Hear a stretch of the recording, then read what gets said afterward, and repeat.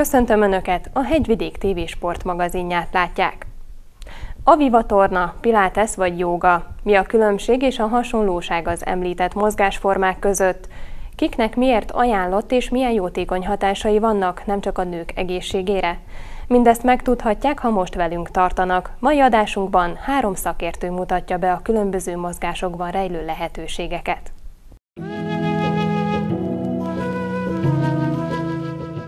A tornát Aviva Gabriella Steiner fejlesztette ki, ugye ezért is Aviva a neve. Ő egy magyar származású hölgy, aki a II. Világháború után került ki Izraelbe, és tulajdonképpen az volt a célja, hogy a női ciklusnak a szabályozását tudja elérni egy tornával, egy helyes életmóddal, és mi ennek a torna részét tanítjuk.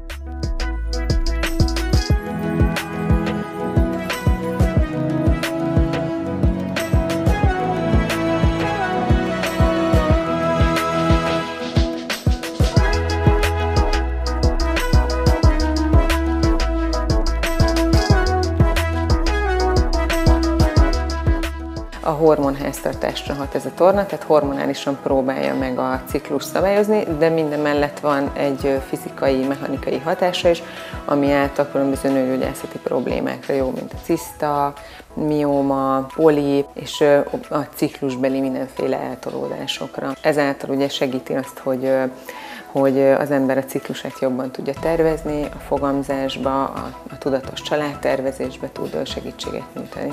A gyógytorna jellegű Aviva, amellett, hogy számos pozitív hatással van a hormonháztartásra, minden porcikánkat átmozgatja. Tokától bokáig az egész testet, tehát tényleg minden izmunkat használjuk, de a fókusz az a medencefenék izomzaton van, és annak a helyes használatán, mert hogy ezáltal tudunk egy kismedencei vérbőséget elérni, ami által ugye a szerveknek a vérellátottságát és a működését javítani tudjuk. Maga a nagy mozdulatok, amiket a karjainkkal, lábainkkal, törzsünkkel végzünk, azok egy vérbőség fokozásra irányulnak, és ezáltal fölfokozott vérbőség által egy hormonális intenzitást is elérünk, plusz a tornával idegpályát, belső elválasztású mirigyeket, reflexológiás pontokat a mozdulatok által próbálunk integrálni, hogy még azt az információt adjuk a szervezet az agy számára, hogy a hormonháztartás serkentse és a hormonkiválasztást minél jobban indítsa el.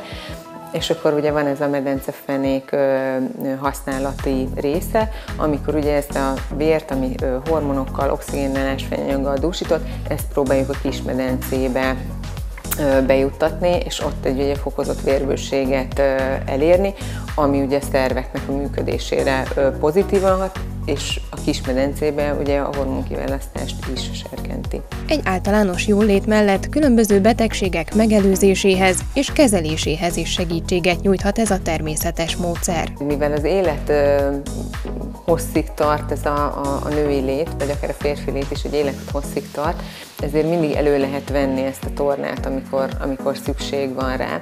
Én kicsit ahhoz szoktam hasonlítani, hogy ha fáj a fejembe, veszek egy algopirint, és akkor tudom, hogy hatni fog, de nem mindig fáj a fejem. Tehát itt is az van, hogyha tudom, hogy valamilyen támogatás vagy segítség kell, akkor előveszem, és ahhoz, hogy ezt elő tudjam venni, ahhoz azért egy folyamatos gyakorlás az nagyban hozzájárul.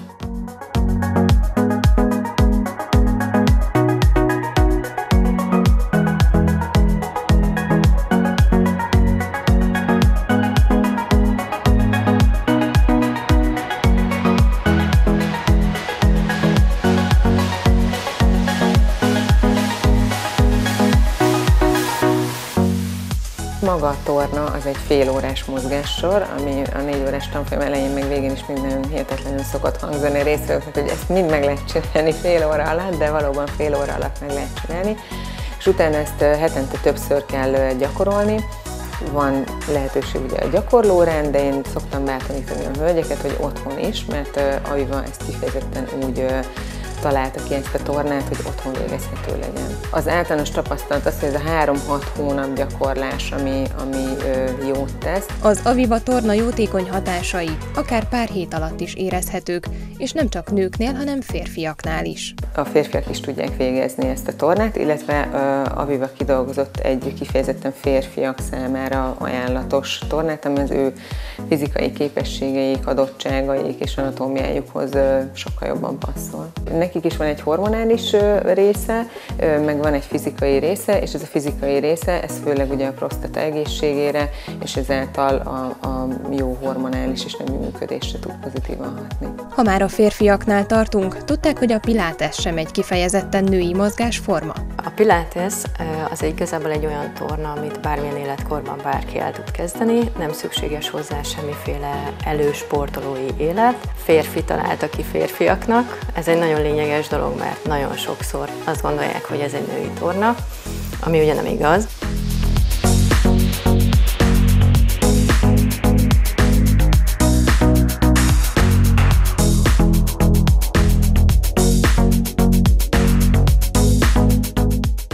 Olyan izomcsoportokat és úgy mozgatja át az embert, hogy azt szokták érezni a tanítványok, hogy tetőtől talpig mindent. Igazság szerint egy mély izomtorna, de inkább mondanám azt, hogy amire fókuszál és koncentrál, az a gerinc. A törzs izomzatának a megerősítése az, ami itt a legesleglényegesebb és fontosabb. Úgy erősíti ezeket az izmokat, hogy közben a gerincnek a rugalmasságát azt megtartja, és azokat a tartóizmokat erősíti, amik hozzájárulnak ahhoz, hogy egy egészséges és egy normális alakú gerinc legyen. Nagyon jól korrigál egyébként nagyon sok gerincbetegséget szintén. Oldalirányú, vagy pedig egyéb más görbületeket is, ami a gerincnél, mint vagy veleszületett, vagy pedig szerzett gerincbetegség, ezeket így nagyon szépen helyre tudja tenni.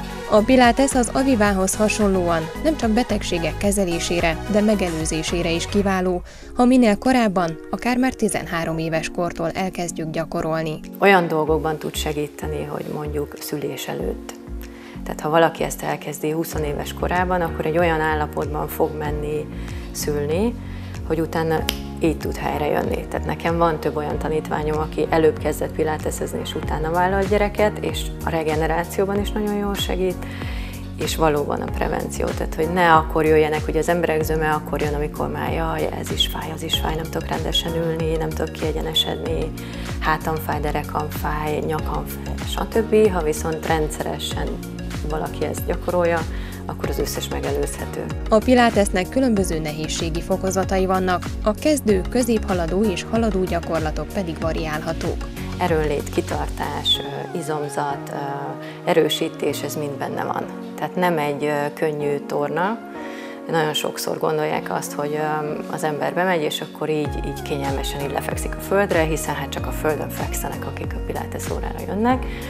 De hát ez már a matracos órán sem így van, pláne nem a gépes órákon, ahol viszont kőkeményen. Tehát ezt konkrétan így az amerikai fociligában használják, aztán David Beckhamtől elkezdve, tehát nagyon sok férfi híresség is tornázik vele.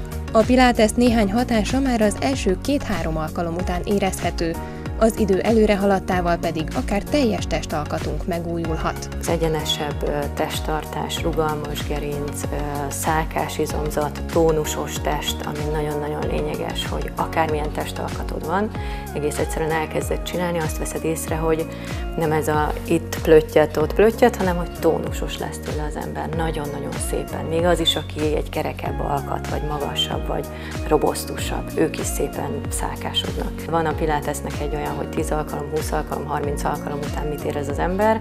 Ez abszolút így van. Az elején, az első 3-4 alkalom után mondjuk annyit, hogy jobban érzed magad, vitálisabb vagy, máshogy kapaszkodsz a villamoson, egyenesebb lesz a testtartásod.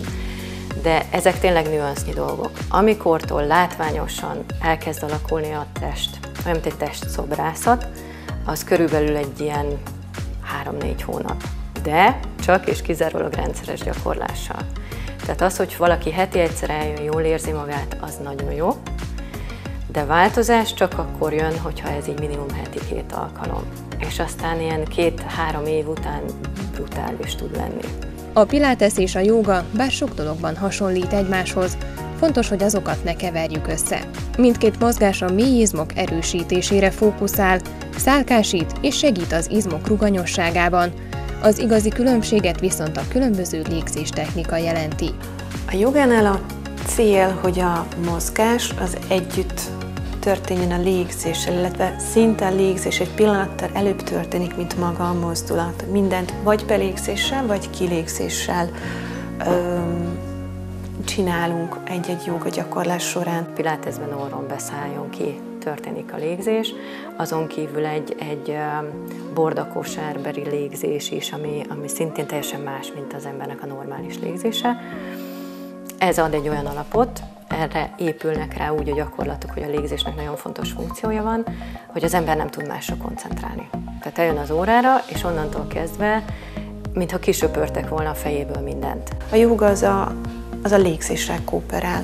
Nagyon fontos, hogy milyen mozdulatokat teszünk meg belégzéssel, vagy épp kilégzéssel, vagy ha arról van szó egy légzőgyakorlatnál, akkor van-e benne mondjuk légzés-visszatartás, vagy milyen hosszú az a kilégzés. Ugye egy nyújtáson az, hogy a légzés az meg legyen nyújtva, hosszabbítva, az egy kulcs ahhoz, hogy a nyújtás sikeres legyen és biztonságos legyen, mert hogy az izmok azok mindig a kilégzéssel nyúlnak meg. Belégzéssel megfeszülnek, akkor kerülnek kontrakcióba, vagy összehúzódnak, és kilégzéssel tudnak ellazulni. Ami a nagy különbség a kettő között, hogy az ad egy olyan lelki, szellemi és egyéb más muníciót is, ami a pilátesben nincsen benne. Tehát nem egy életmód, hanem inkább egy életstílus a pilates. Bárki elkezdheti valóban úgy, hogy nem kell attól tartani, hogy esetleg túlhúz bármilyen mozdulatot, vagy túlnyújt bármilyen gyakorlatot. Tehát nem arra fókuszál, hogy nyúlékonyabb, hajlékonyabb legyen a test, hanem hogy vitalitásában, tónusában, izomfejlődésében, és mindezt úgy, hogy vigyázz a gerincre. Ugyanakkor sok olyan dolog van, ami a kettőben egyforma, illetve maga Pilates is, ugye, aki az egész módszernek az atya, ő is vett dolgokat a jogából át. A jogát sokan kitűnő stresszoldó hatása miatt szeretik, egyes mozdulatait pedig akár egy hosszú nap közben a munkahelyen is elvégezhetjük. Vannak olyan gyakorlatok, amelyeket úgymond instant fájdalomcsillapítók, vagy tehát olyan gyakorlatok, amelyeket akár az ágyból kikelve, akár napközben el lehet kezdeni, meg lehet csinálni akár, hogyha csak egy 5 perce van az embernek, mindenképpen segít. Ilyen gyakorlat például ez a 4 kézláb domborítás, homorítás. Az egyik legjobb az izom, a gerinc szempontjából nyújt és erősít egyszerre. Csodálatos stresszoldó hatása van, és ezáltal immunerősítő hatása is van. A sok csavaró és nyújtó gyakorlat az, ami igazán segíti a stresszt kezelni, megtanuljuk kiengedni, nem megtartani az izmokban a feszültségeket, hanem a légzés segítségével kiengedni.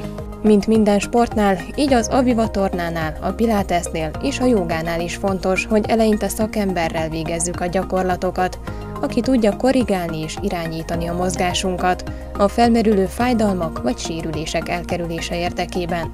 Az online órákat inkább a már tapasztaltabbaknak ajánlják a szakértők.